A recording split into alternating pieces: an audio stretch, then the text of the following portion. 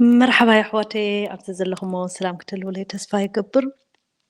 لو أنا بزح فيديوهات سريحة نيرة بزعبة زتفعلالي حدش حقي أب جرمن ديو أب أوروبا ديو تسمعوا تخونو تكاتاتلو تخونو بزح قيار يفترالو بزتفعلالي مخنيات أبت فيديوهات كقلتو يفتني حجنا أبنت حد خلت قالات كبلوكم يدلي ناي جرمانيو مجمريا دحر كأن أنت عينت فيديو خمسة سؤال كوخ نقرأكم من اليوم كالوت كاب كلا هجر تسمعونا تقدمت نتبنتايا كسب يا قدم شمونت عامت كتبيني ركا ناي جرمن زيجنت كتحدد قدمي خلت عامت يوم قال خاني أبص قربا جزي مالتيو ناب حمشت عامت كأني سمو دحري حمشت عامت أبلاي كتحدد اللي خازيجنت ناي جرمن مالتيو أنت بلوت كم بلوت وسدتنيا تقوت إركا خمان دحر 3 عامت بلوت كأمنيو تقوم يا تمرت ديو ويسرح تطبق زلهم قلطيفهم ቋንቋ ዝተማሃሩ قلطيفهم ኢንተግሬት ዝገበሩ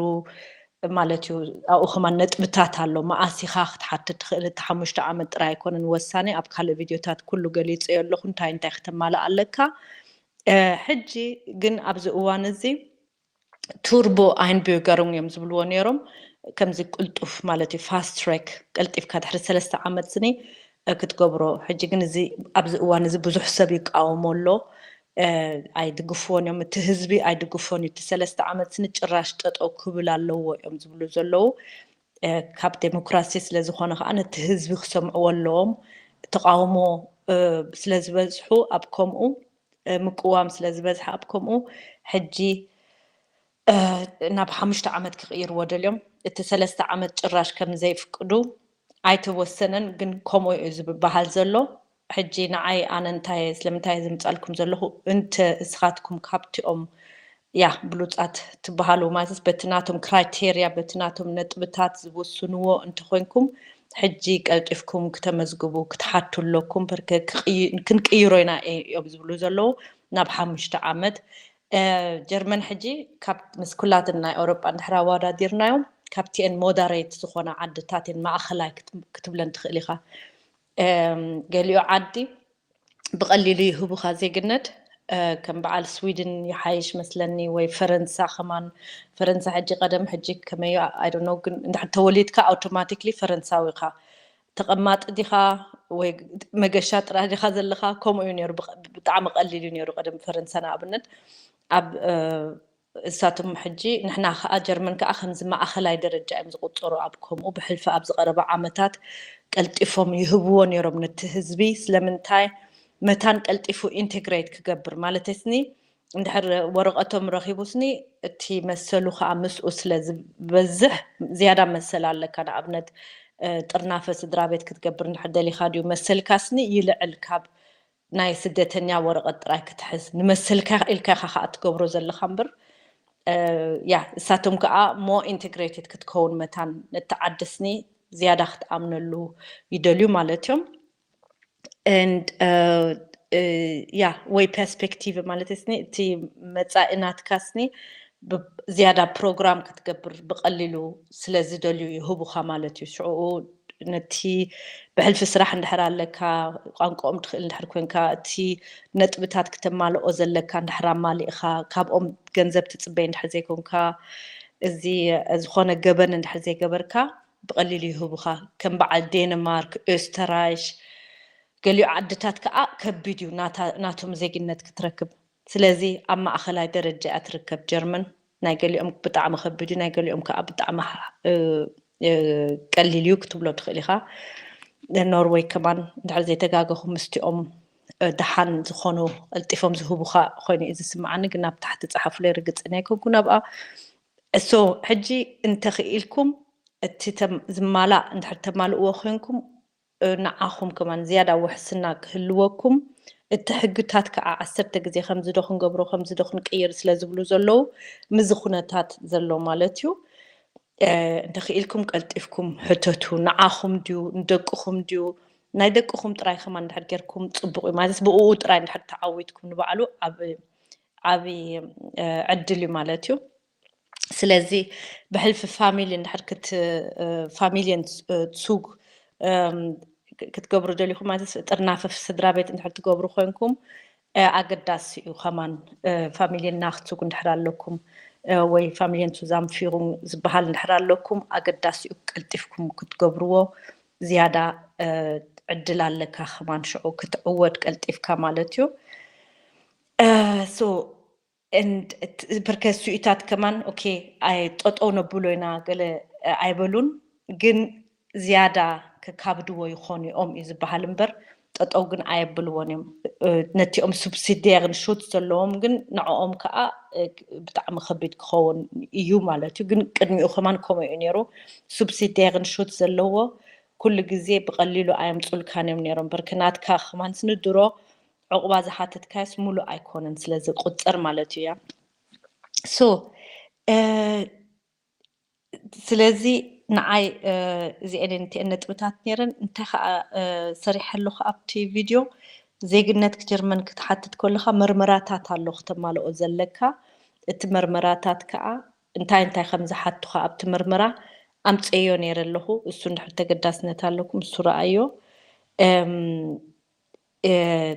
تي كتقراربو له تخلو مالتيو እሱ ከማን ፍልል ያለው ሀብ ከተማ ስለዚህ እዚ ከዓ ስለምንታዮም ዝሓት ዝቕይርዎ ዘለው እቲ ናይ ጥናፈ ስድራ ቤት ድዩ ወይ ዝኾነ ትሕግታት ዘካብድዎ ዘለው ነዚ ህዝቢ ኣብዚ ዘሎ ክዕንቅፍዎ ኢሎም ዘይኮኑስ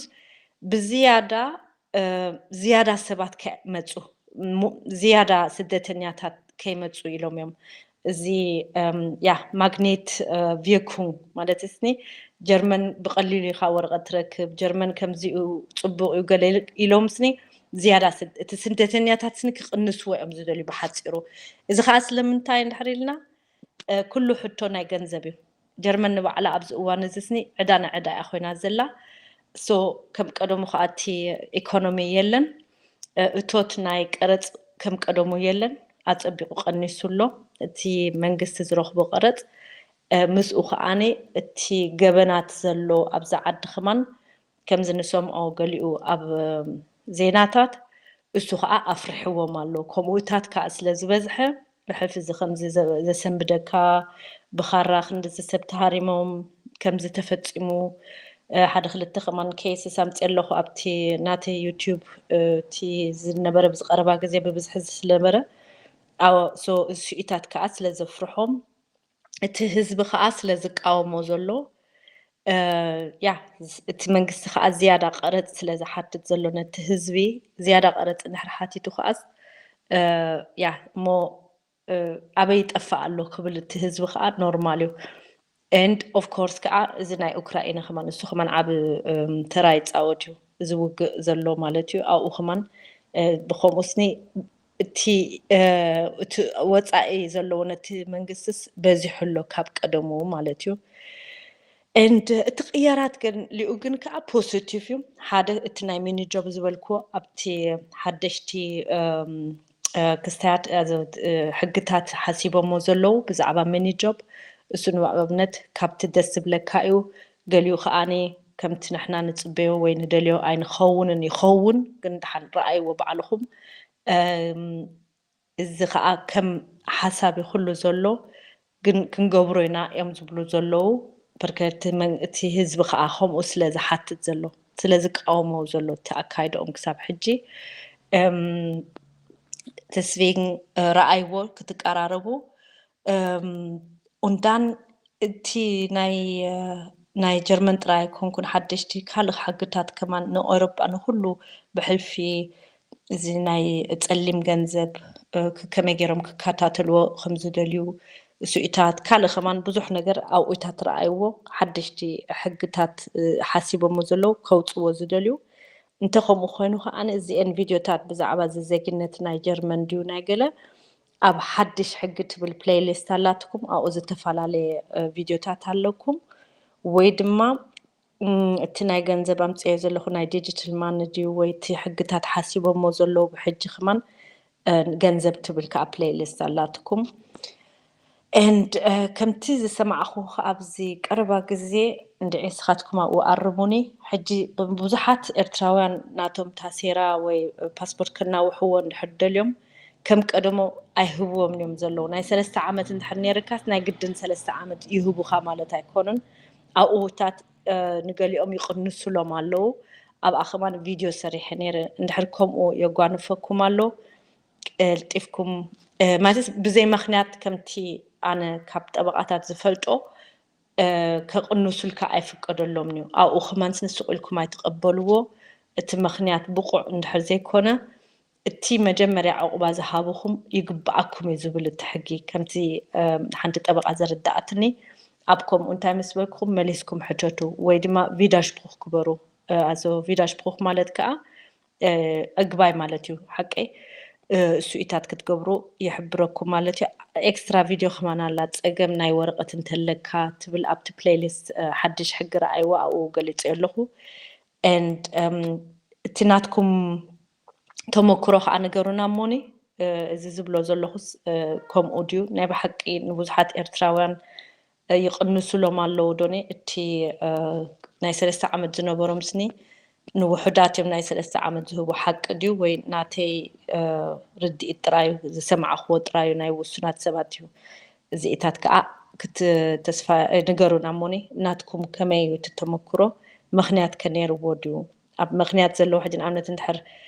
ገበን ኣለካ ወይ ገበን ጌርካ ኣብኡታት ምኽንያት ኣለዎም ማለት እዩ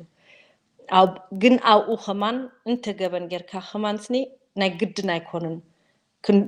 ከጉድሉልካ ዘለዎም ክትቃወሞ ፈትን ክብለኩም ይደሊ ኣብኡ ከዓ ሓፂር ግዜ እዩ ዘሎ ክትቃወመሉ ትኽእል መገዲ ስለዚ ሰሙንድያ ገሊኣ ጥራይ ስለዚ ኣብቲ ቀልጢፍካ ክትቃወም ከለካ ኸማን ድሕር ገንዘብ ዘይብልካ ኣብ ካልእ ኣምፅዮ ኣለኹ ብቓቱም ሻይን ጌርካ ጠበቃ ክትሕዝ ትኽእል ኢኻ ኣብኡ ኸማን ጥዑያት ጠበቃታት ዝሕግዙኻ ትረክብ ኢኻ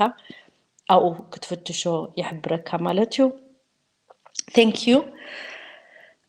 ኣበይ ኣሎ ሕቶታት እቲ ሕቶታት ኣበይ ኣሎ ኣብ ዩቲዩብ ኣጆና ሓወይ ናተይ ሕጂ ርአዮ ሶሪ ኦኬ ሕቶታትኩም ኣብ ዝፀሓፉለይ ሓንሳብ ክትፀኒሐ እምበር ወዲኤ ኣነ ኸማን እንድሕር ካልእ ሕቶ ኣለኩም ኣበይ ኣሎ እቲ ሕቶ ናይ ጀርመን ታሴራ እንድሕር ደሊኻ ዜግነት ይባል እዩ ዝበሃል ኣብ ዩቲዩብ ኢኻ ትረኽቦ ኣብኡ ብትግርኛን ብጀርመን ኢለዮ ኣለኹ ክትሽምድዶ ትኽእል ኢኻ ልክዕ እቲ ሕቶታት ክኸውን እዩ ኣይብልኒ ዘለኹ ግን ዝተመሳሰለ እዩ ኩሉ ግዜ እቲ ኣርእስትታት ከዓ ሓደ እዩ ሕጂ እቲ ኣይድያ እቲ ሓሳብ ጥራይ ሓዞ ኢኻ እንታይ ከምቲ ክትምልስ ከም ትኽእል ከዓ ኣብኡ ኣለካ ማለት እዩ ካልእ ሕቶ ኣለኩም ሃንሳብ ክፀኒሐ እንድሕር ከምኡ ኮይኑ ክወፅእ እየ ማለት እዩ ኣብኡ ኣብቲ ፀሓፉለይ ያ እዚ ናይ ዲጂታል ማኒ ከዓኒ ኣምፅዮ ነይረ ሕጂ እኳ ሓንቲ ቪድዮ ጥራይ ሰሪሐ ብዛዕባኡ ገና ከምፃልኩም ክፍትን እየ ኣገዳሲ እየ ዝብሎ እሱ ንዓኹም እንድዒ ከመይ ትረኽብዎ ኣይናይቲ ኣርእስቲ ከዓ ንዓኹም ብዝያዳ የገድሰኩም እዚ ናይ ዜግነት እኳ ነቲኦም ደቂ ጀርመን ጥራዩ ዘገድሶም ዝኸውን ናይ ግድን ወይ ናይ ጥርናፈ ስድራ ቤት ከማን ናይ ካልእ ናይ ሙሉእ ዓድታት ኣዚ ናይ ሙሉእ ኤውሮጳ ከማን ኣላ ሓንቲ ናይ ወይ ሙሉእ ዓለም እቲ ሓንቲ ቪድዮ ላትኩም ኣብኡ ፈትሽዎ ኣይ ናይ ኦርጋናይዜሽን ኣብ ዓለም እዮም ዝሕግዙኻ ገለ ትብል ማለት እዩ ፈትሽዋ ድማ እንታይ ይገብር ኣለኹ መሲልኩም እንድሕር ከምዚ እቲ ኣብ ባንዴራ ናይ ጀርመን ገይረ ናይ ደቂ ጀርመን እዩ ብዝያዳ እቲ ኣርእስቲ ይፍትን ኣለኹ ከምኡ ክገብሮ እንድሕር ዘኪርዮ ማለት እዩ ከምዚ ናይ ዓለም ምልክት እንድሕር ገይረ ከዓ ኣብ ኩሉ ዘለና ክትጥቕመና ትኽእል እያ እቲኣ ቪድዮ ማለት እያ እቲ ብከምኡ መታን ቀልጢፍኩም ክተለልይዎ እቲ ቪድዮታተይ ናተይ ማለት እዩ ሕቶ ኣለኩም ዶ ወይ የለን እንድሕር ሕቶ ኣለኩም ኣብኡ ፀሓፉለይ ኣብዚ ከለኹ ክምልሰልኩም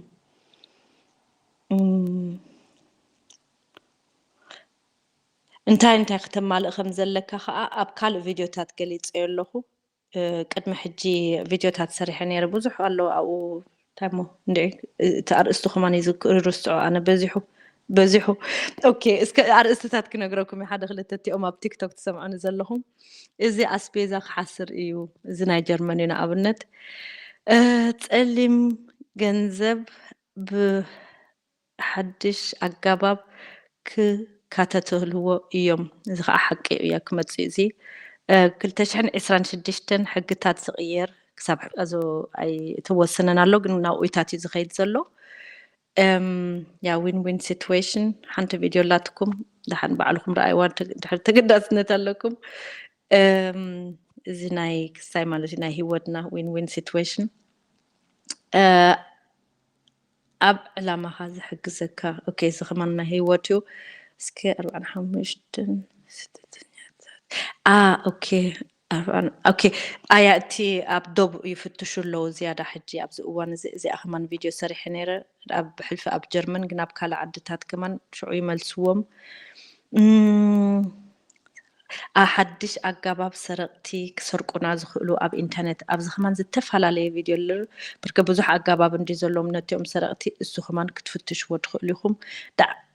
ድሓን ሕጂ ኣብዚ ጠጠው ክብል እሞኒ ባዕልኩም ረኣይዎ ኢኹም ተገዳስነት እንድሕር ኣለኩም እቲ ኣርእስታት በብናትኩም ሸነኽ ትፍትሽዎ ማለት እዩ ቴንክዩ ክሳብ ሕጂ ምሳይ ምፅናሕኩም እዚኣ ሶፍትዌር ሎሚ ትማልየ ፈቲናያ ሕጂ ከዓ ሎሚ ይፍትና ኣለኹ ሳክት እስከ ሓፂር ከኣትወ ክፍትና ኣይደልየን እዚኣ ሶፍትዌር